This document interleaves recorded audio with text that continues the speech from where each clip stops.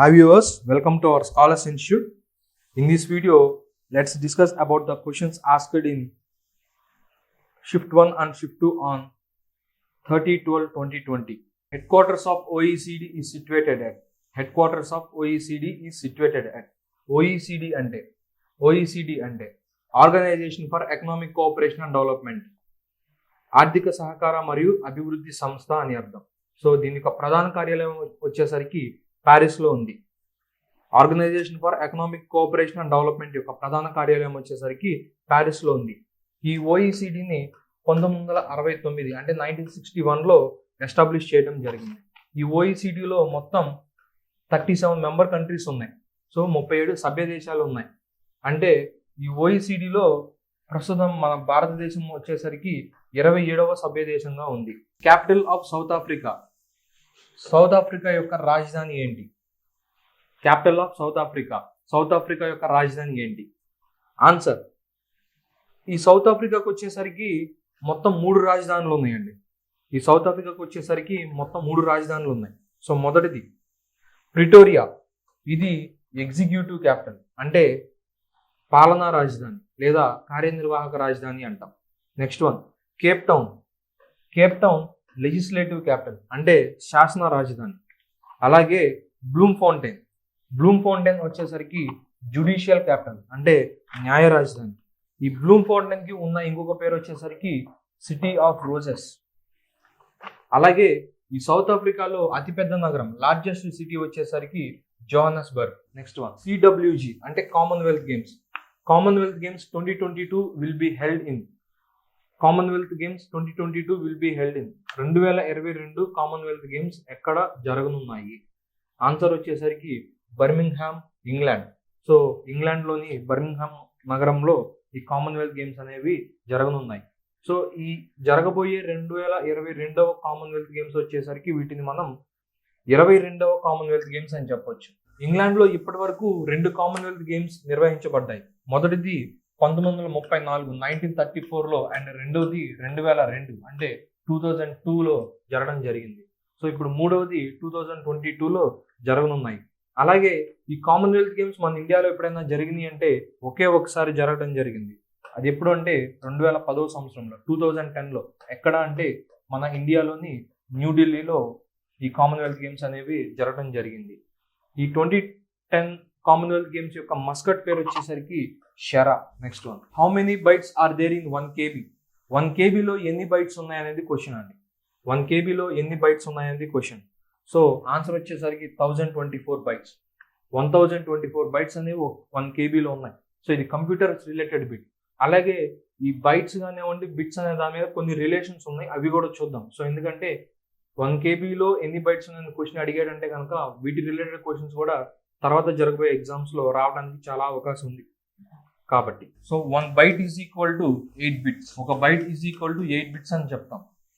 అలాగే 1 KB is equal to 2/10 bytes. 1 KB is equal to 2/10 bytes. 2/10 అంటే 1024 అండి.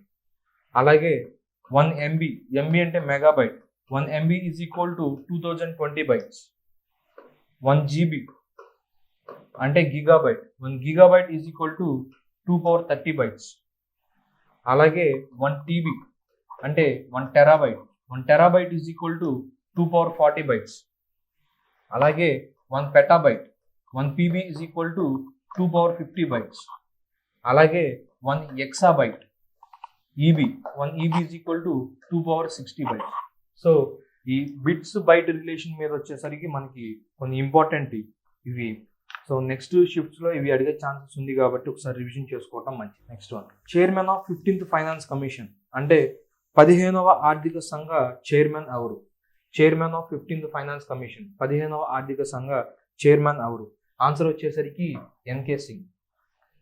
15వ ఆర్థిక సంఘ చైర్మన్ ఎన్కే సింగ్.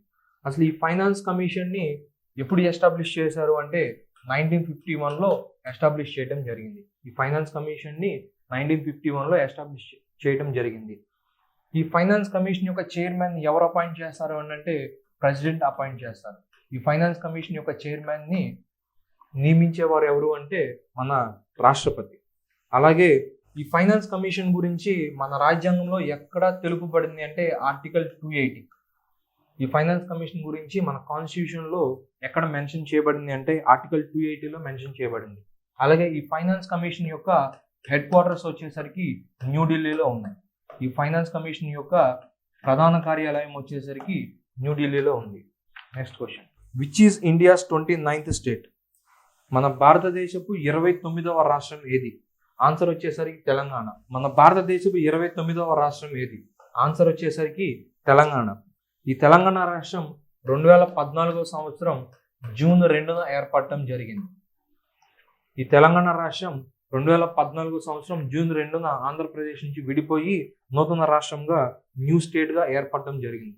ప్రజెంట్ ఈ తెలంగాణ యొక్క సీఎం ఎవరు అంటే కేసీఆర్, కె చంద్రశేఖర్ రావు.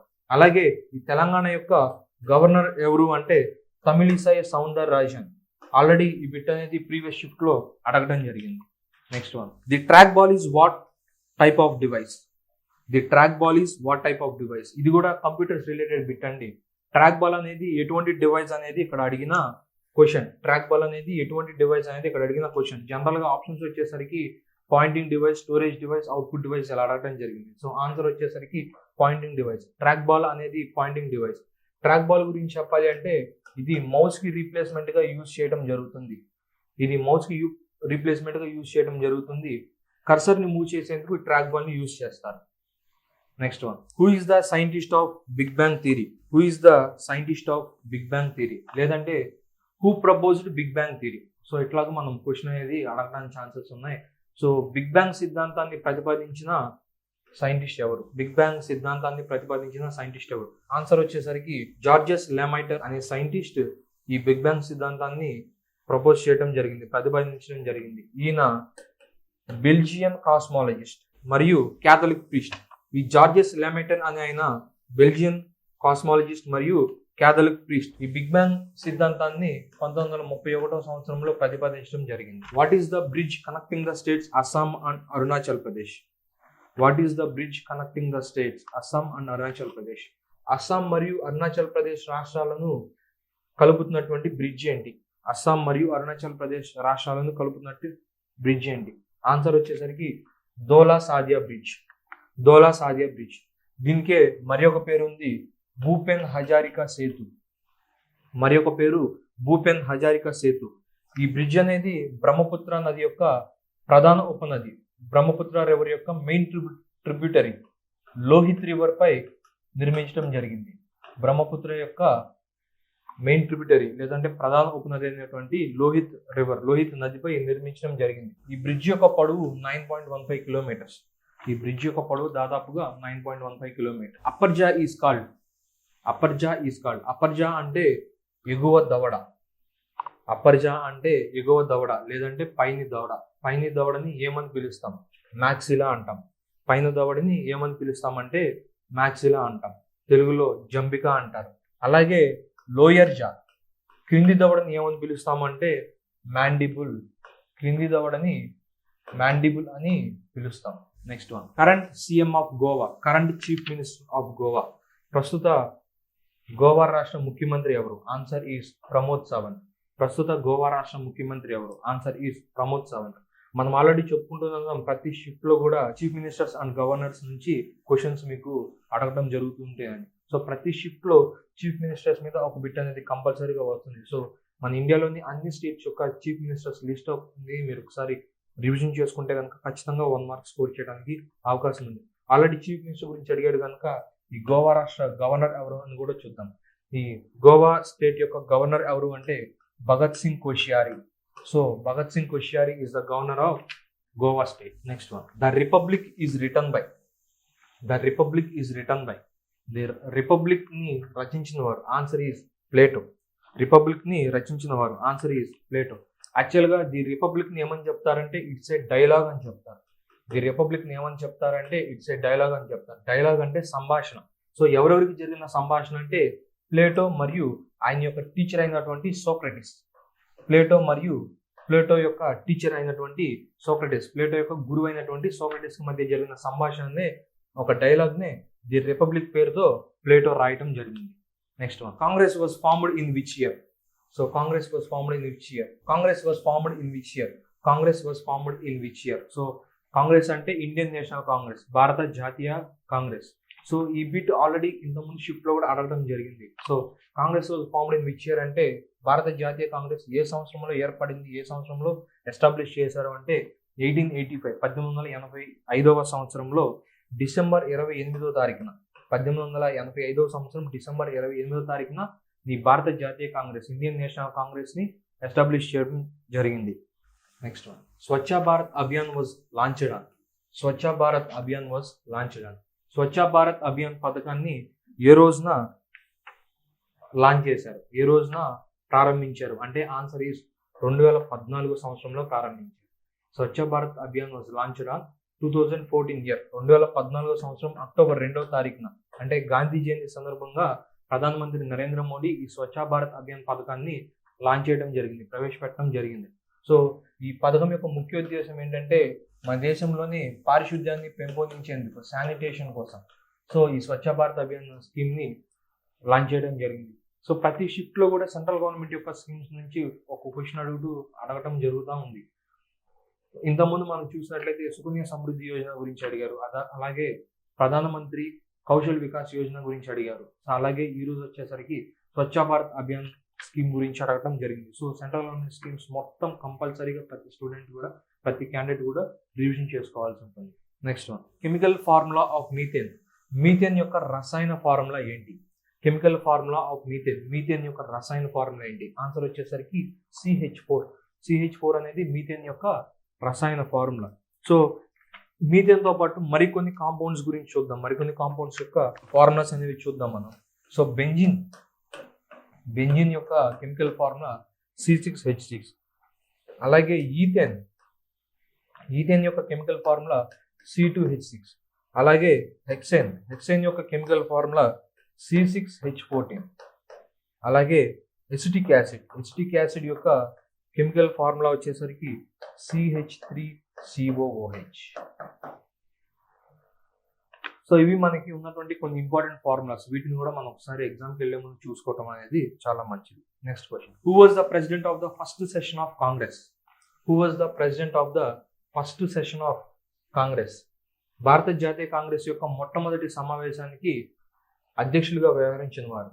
సో మొట్టమొదటి కాంగ్రెస్ సమావేశానికి అధ్యక్షత వహించిన వారు ఎవరు అంటే ఆన్సర్ ఈస్ WC బెనర్జీ. మనం ఆల్రెడీ చూసాం ఈ కాంగ్రెస్ అనేది 1885 సంవత్సరంలో స్థాపించారు అనేసి. ఎక్కడ స్థాపించారు అంటే బొంబాయిలో స్థాపించడం జరిగింది. ఈ భారత జాతీయ కాంగ్రెస్ యొక్క ఫస్ట్ సెషన్ కూడా బొంబాయిలోనే నిర్వహించడం జరిగింది. ఈ ఫస్ట్ సెషన్ కి ప్రెసిడెంట్ గా లేదంటే మొట్టమొదటి భారత జాతీయ కాంగ్రెస్ కి అధ్యక్షులుగా వ్యవహరించిన వారు WC బెనర్జీ. అదే ఈ ఫస్ట్ సెషన్ కి జనరల్ సెక్రటరీగా వ్యవహరించిన వారు ఎవరు అంటే ఏఓ హ్యూమ్. ఈ ఫస్ట్ సెషన్ కి జనరల్ సెక్రటరీగా వ్యవహరించిన వారు AO Hume. Next one, SI unit of force. Force యొక్క SI ప్రమాణం ఏంటి? Answer is Newton. ఫోర్స్ యొక్క SI ప్రమాణం న్యూటన్. దీన్నే మనం kg/s² అని కూడా చెప్పొచ్చు. kg/s² అని కూడా చెప్పొచ్చు. Kuchipudi dance form belongs to which state? Kuchipudi అనేది ఒక క్లాసికల్ డాన్స్ అండి, మనందరికీ తెలుసు. ఈ కూచిపూడి డాన్స్ అనేది ఏ రాష్ట్రానికి సంబంధించింది, ఏ రాష్ట్రానికి చెందింది అంటే ఆన్సర్ వచ్చేసరికి ఆంధ్రప్రదేశ్. మన ఆంధ్రప్రదేశ్ రాష్ట్రానికి చెందిన క్లాసికల్ డాన్స్ వచ్చేసరికి కూచిపూడి. సో అంటే ఇక్కడ కూచిపూడి డాన్స్ గురించి అడిగాడు కాబట్టి మరికొన్ని క్లాసికల్ ఫామ్స్ కూడా ఉన్నాయి, వాటి గురించి కూడా చూద్దాం. ఏ డాన్సెస్ ఏ రాష్ట్రానికి చెందినవి అనేది. సో భరతనాట్యం తమిళనాడుకి చెందింది. అలాగే కథక్ ఉత్తరప్రదేశ్ చెందినది. భరతనాట్యం తమిళనాడుకి చెందింది, కథక్ ఉత్తరప్రదేశ్ చెందినది. ఒడిశాకు చెందింది. అలాగే సత్రియ అనే డాన్స్ ఫామ్ వచ్చేసరికి అస్సాం స్టేట్ కి చెందినది. అస్సాం రాష్ట్రానికి చెందిన డాన్స్ ఫామ్ సత్రియ. అలాగే మణిపురి డాన్స్ ఫామ్ వచ్చేసరికి మణిపూర్ స్టేట్ కి చెందినది.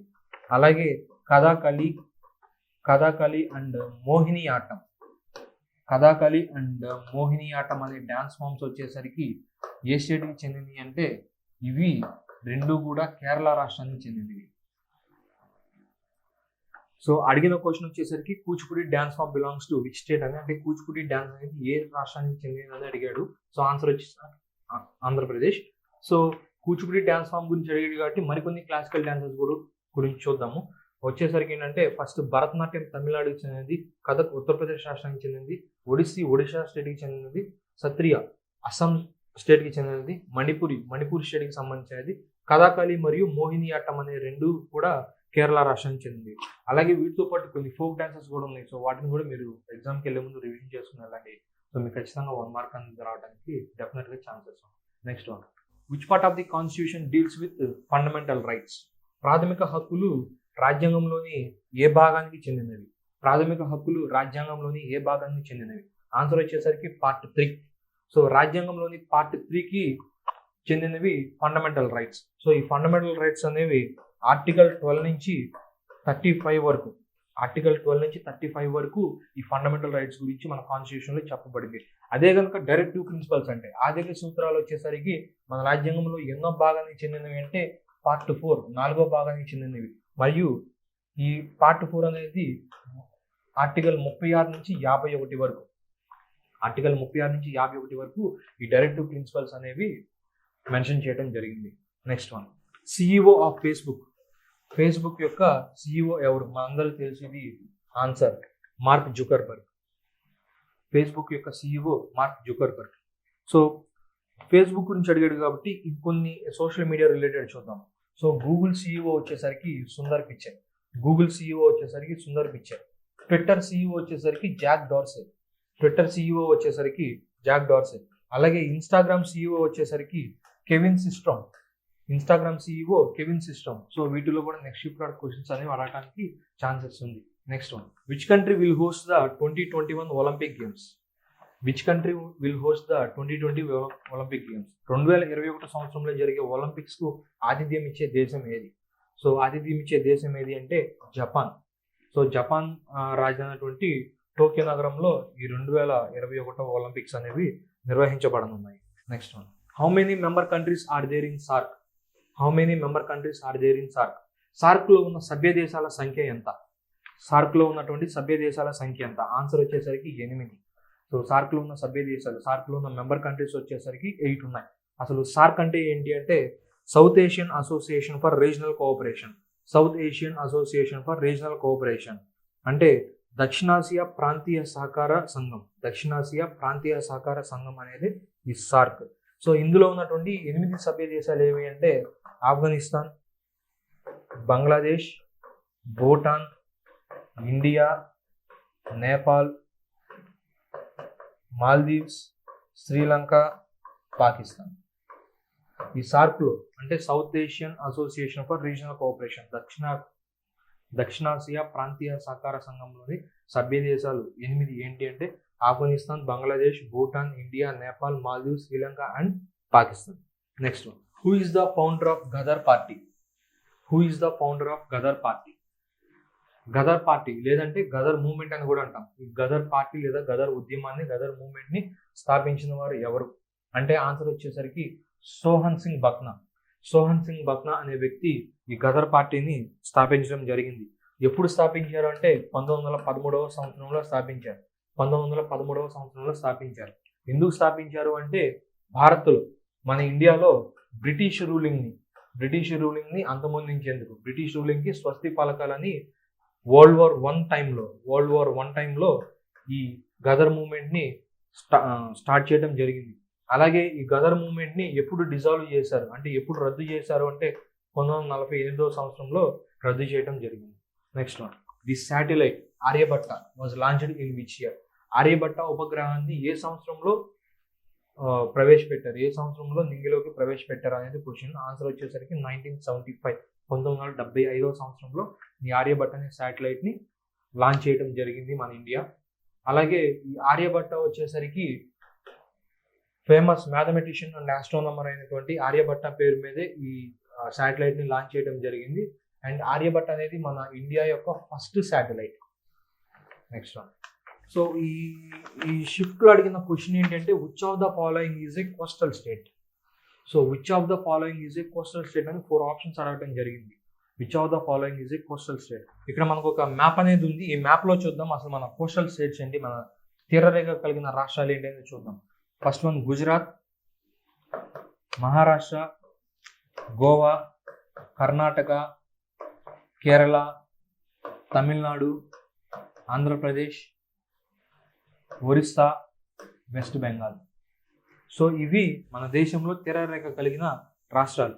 సో దీని ముందు రోజు అడిగిన క్వశ్చన్ ఏంటి అంటే మన దేశంలో అత్యధిక పొడవైన తీరరేఖ కలిగిన రాష్ట్రం ఏదని అడిగాడు. ఆన్సర్ వచ్చేసరికి గుజరాత్.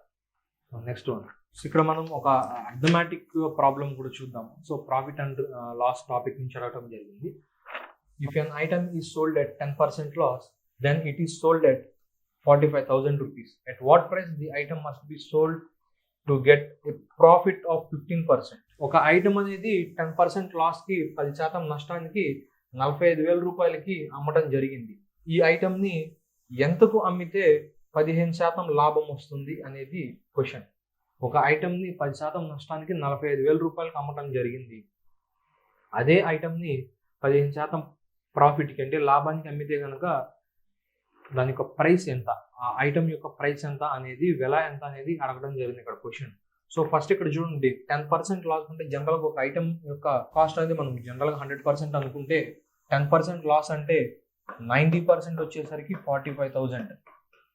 సో 90% వచ్చేసరికి 45,000.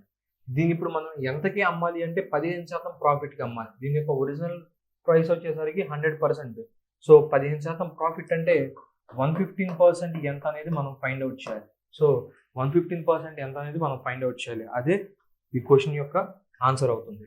So 115 into 45,000 divided by 90. So 150 into 45,000 divided by 90 is equal to చేస్తే కనుక మనకి ఆన్సర్ వచ్చేసరికి 57,500 రూపీస్ వస్తుంది. 57,500 రూపీస్ వస్తుంది. సో ఇచ్చిన ఆప్షన్స్లో ఆప్షన్ 1 అది కరెక్ట్ ఆన్సర్. సో మరొకసారి చెప్తున్నా చూడండి, ఒక ఐటమ్ని 10% లాస్కి 45,000 రూపాయలకు అమ్మడం జరిగింది. అదే ఐటమ్ని 15% లాభానికి అమ్మితే ఆ ఐటమ్ యొక్క వెల ఎంత అనేది ఇక్కడ అడిగిన క్వశ్చన్. సో వాడు 10%కి ఒక ఐటమ్ యొక్క యాక్చువల్ కాస్ట్ మనం 100% అనుకుంటే 10% లాస్కి అమ్మిన ఆ యొక్క వెల 45,000 అని ఇచ్చాడు. అంటే 10% లాస్ అంటే 90% ఈజ్ ఈక్వల్ టు మనం 45,000 తీసుకుంటే 15% ప్రాఫిట్కి అన్నాడు. యాక్చువల్గా ఈ ఐటమ్ యొక్క యాక్చువల్ ప్రైస్ వచ్చేసరికి 100%. 15% ప్రాఫిట్ కంటే 115%కి మనం ఈ ఐటమ్ని అమ్మాల్సి ఉంటుంది. సో 90% 45,000 అయితే 115% ఎంత అంటే answer 57,500. Next. So time and work నుంచి అడిగిన క్వశ్చన్ ఇది. A can finish your work in 8 days and B can do the same work in 15 days. B worked for 10 days and left the job. In how many days A alone can do the లేదా can finish the remaining work. So ఒక పనిని ఏ 18 రోజుల్లో చేయగలుగుతాడు, అదే పనిని B 15 రోజుల్లో చేయగలుగుతాడు.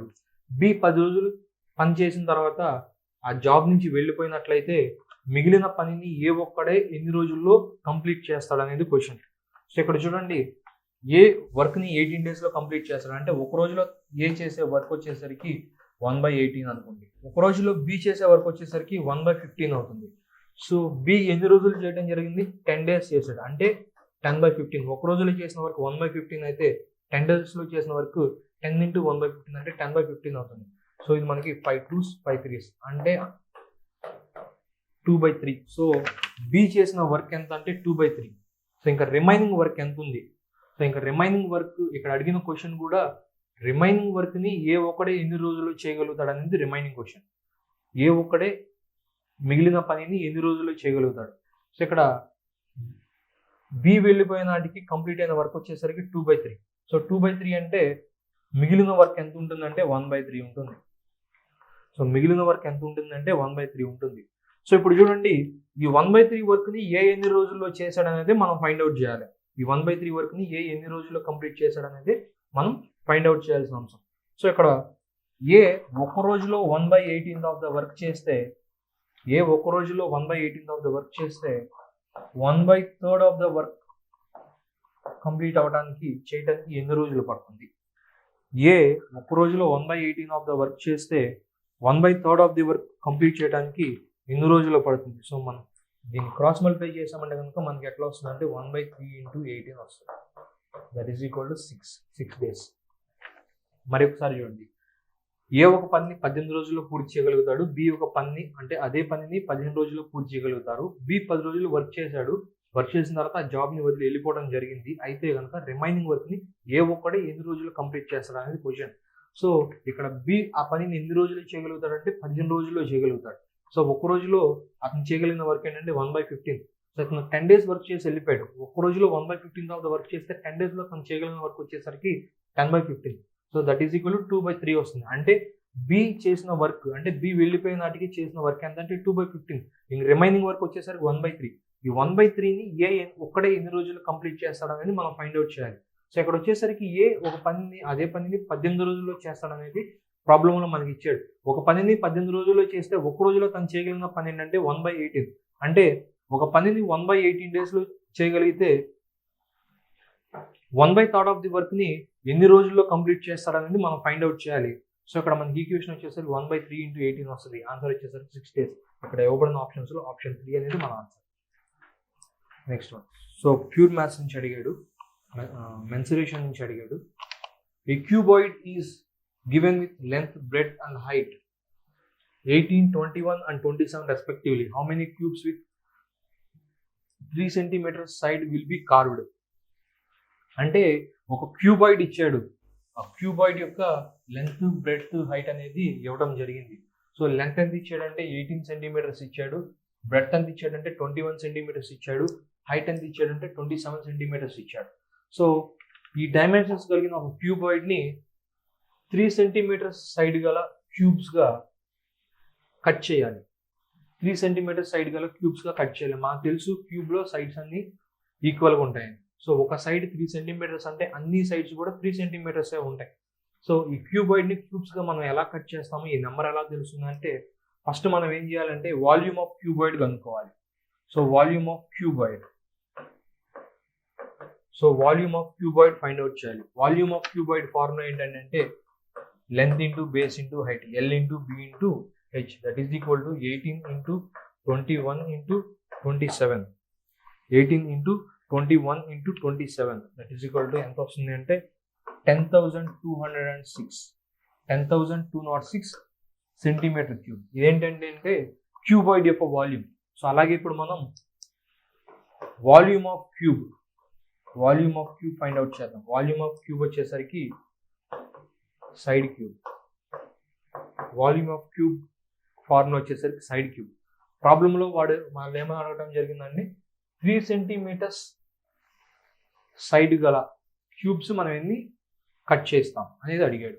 So ఇక్కడ సైడ్ 3 centimeters ఇచ్చాడు కాబట్టి 3 cube అవుతుంది. That is equal to 27 centimeter cube అనేది వస్తుంది. సో ఇక్కడ మనకి క్యూబాయిడ్ యొక్క వాల్యూమ్ తెలుసు, క్యూబ్ యొక్క వాల్యూమ్ తెలుసు. ఈ క్యూబాయిడ్ని 3 centimeters సైడ్ గల క్యూబ్స్గా మనం ఎన్ని కట్ చేస్తాము ఎలా తెలుస్తుంది అంటే ఈ వాల్యూమ్ ఆఫ్ క్యూబాయిడ్ ఏదైతే ఉందో ఈ వాల్యూమ్ ఆఫ్ క్యూబాయిడ్ని వాల్యూమ్ ఆఫ్ క్యూబ్తో కనుక మీరు డివైడ్ చేస్తే వచ్చే నెంబరే మనకు కావాల్సిన 3 centimeters సైడ్ యొక్క క్యూబ్స్ యొక్క number. So 10,206/27 is equal to 378 వస్తుంది. 378 వస్తుంది అంటే 18, 21, 27, 18 centimeters length, 21 centimeters breadth and 27 centimeters height గల ఒక క్యూబాయిడ్ని సైడ్ 3 centimeters గల క్యూబ్స్గా మనం ఎన్ని కట్ చేయొచ్చు అంటే 378 క్యూబ్స్గా మనం కట్ చేయొచ్చు. సో మనకి ఇచ్చిన ఆప్షన్స్లో ఆప్షన్ 4 అనేది answer. Next one. Who is the youngest Bharat Ratna winner? అంటే భారతరత్న అవార్డును అతి పిన్న వయస్కులో సాధించిన వారు, అతి పిన్న వయస్కులో పొందిన వారు ఎవరు అంటే ఆన్సర్ సచిన్ టెండూల్కర్. సో భారతరత్న అవార్డును అతి పిన్న వయసులో పొందిన వ్యక్తి ఎవరు అంటే సచిన్ టెండూల్కర్. సచిన్ టెండూల్కర్ తన 40వ ఏట, తన ఏజ్ 40 ఉన్నప్పుడు అతనికి భారతరత్న అవార్డు ఇవ్వడం జరిగింది. అలాగే యంగెస్ట్ అన్నాడు కాబట్టి ఎల్డెస్ట్ కూడా చూద్దాం. సో యంగెస్ట్ అన్నాడు కాబట్టి ఎల్డెస్ట్ అంటే భారతరత్న పురస్కారాన్ని పొందిన అతి పెద్ద వయస్కుడు. భారతరత్న పురస్కారాన్ని పొందిన అతిపెద్ద వయస్కుడు ఎవరు అంటే D K Karve. So D K Karve తన 100వ ఏట ఈ భారతరత్న పురస్కారాన్ని అందుకోవడం జరిగింది. సో భారతరత్న పురస్కారాన్ని పొందిన అతి పిన్న వయస్కుడు సచిన్ టెండూల్కర్ తన 40వ ఏట 2014వ సంవత్సరంలో భారతరత్న పురస్కారాన్ని పొందడం జరిగింది. అలాగే భారతరత్న పురస్కారాన్ని పొందిన అతిపెద్ద వయస్కుడు డికే కార్వే తన 100వ ఏట 1958వ సంవత్సరంలో ఈ భారతరత్న పురస్కారాన్ని పొందడం జరిగింది. సో ఈ భారతరత్న పురస్కారాన్ని మొట్టమొదటిగా ఏ సంవత్సరంలో ఇచ్చారు అంటే 1954వ సంవత్సరంలో ఇచ్చారు. ఈ భారతరత్న పురస్కారాన్ని మొట్టమొదటిగా 1954వ సంవత్సరంలో ఇచ్చారు. 1954వ సంవత్సరంలో ఈ భారతరత్న అవార్డును పొందిన వారు ఎవరు అంటే సి రాజగోపాలాచారి, అలాగే ఎస్ రాధాకృష్ణన్, సర్వేపల్లి రాధాకృష్ణన్, అలాగే సార్ సివి రామన్. సో 1954వ సంవత్సరం అంటే మొట్టమొదటిసారిగా భారతరత్న పురస్కారాన్ని పొందిన వారు సి రాజగోపాలాచారి, సర్వేపల్లి రాధాకృష్ణన్, సివి రామన్. అలాగే రీసెంట్గా ఎర్లియెస్ట్గా భారతరత్న పురస్కారాలను 2019లో ప్రదానం చేయడం జరిగింది. ఈ 2019 సంవత్సరంలో భారతరత్న పురస్కారాలను పొందిన వారు ఎవరు అంటే ప్రణబ్ ముఖర్జీ, భూపెన్ హజారికా, నానాజీ దేశ్ముఖ్. 2019 సంవత్సరంలో ఈ భారతరత్న పురస్కారాలను పొందిన వారు Pranab Mukherjee, Bhupen Hazarika, Nanaji Deshmukh. Next one, in total how many fields Nobel prices are awarded? Nobel prices ను ఎన్ని రంగాలలో ఇస్తారనేది క్వశ్చన్. నోబెల్ ప్రైజెస్ ను ఎన్ని రంగాలలో ప్రదానం చేస్తారనేది క్వశ్చన్. ఆన్సర్ వచ్చేసరికి 6 fields లో ఇస్తారు, 6 రంగాల్లో ఇస్తారు. అవి ఏంటి అంటే ఒకటి ఫిజిక్స్ భౌతిక శాస్త్రం, ఇంకోటి కెమిస్ట్రీ రసాయన శాస్త్రం, మూడోది ఫిజియాలజీ లేదా మెడిసిన్ అంటే వైద్యం, నాలుగోది లిటరేచర్ సాహిత్యం, ఐదవది పీస్ శాంతి, అలాగే ఎకనామిక్ సైన్సెస్ ఆర్థిక శాస్త్రం. ఈ 6 రంగాల్లో నోబెల్ పురస్కారాలను ప్రదానం చేయడం జరిగింది. సో ఈ వీడియో మీకు ఎంతగానో ఉపయోగపడుతుందని ఆశిస్తూ, అలాగే నెక్స్ట్ షిఫ్ట్ యొక్క క్వశ్చన్స్ కానీ అడిగిన క్వశ్చన్స్ మొత్తం కూడా నెక్స్ట్ వీడియోలో మళ్ళీ మీకు ముందుకు వస్తాం. Thank you so much.